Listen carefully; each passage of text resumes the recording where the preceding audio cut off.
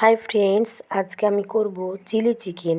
এই চিলি চিকেনের জন্য আমি নিয়েছি অল্প পরিমাণে চিকেন, আর নিয়েছি কিছুটা আদা রসুন আর সবজি ক্যাপসিকাম, পেঁয়াজ আর টমেটো। তো চিকেনটার মধ্যে আমি আদা রসুন পেস্ট, নুন, হলুদ, একটা ডিম আর কর্নফ্লাওয়ার দিয়ে খুব ভালোভাবে ম্যারিনেট করে নেব। আর এখানে আমি চিকেন নিয়েছি অল্প পরিমাণে, কেননা এটা শুধুমাত্র আমার বড় মেয়ে খাবে, আমরা কেউই পছন্দ করি না। তো যাই হোক, চিকেনগুলোকে একটা একটা করে আমি খুব ভালোভাবে ভেজে নেব।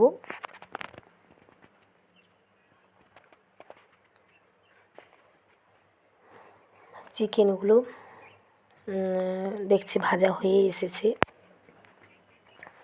চিকেন ভাজা আমার কমপ্লিট হয়ে গেছে। এরপর একটা কড়াইয়ের মধ্যে তেল দিয়ে তার মধ্যে গ্রেট করে রাখা আদা রসুন দিয়ে ওগুলোকে ভালোভাবে ভেজে নিয়ে আগে থেকে কেটে রাখা সবজিগুলো দিয়ে দেবো।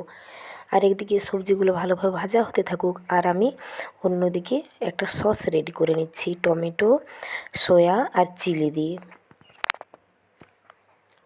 এরপর যখনই পেঁয়াজ সবজিগুলো ভাজা হবে, তার মধ্যে আমি ভেজে রাখা চিকেনগুলো দিয়ে দেবো। চিকেনটা কিছুক্ষণ নাড়াচাড়া করে সসটা দেবো, আর জলে কিছুটা গুলে রাখা কর্নফ্লাওয়ার দিয়ে নাড়াচাড়া করে নামিয়ে নিলেই তৈরি আজকের চিলি চিকেন।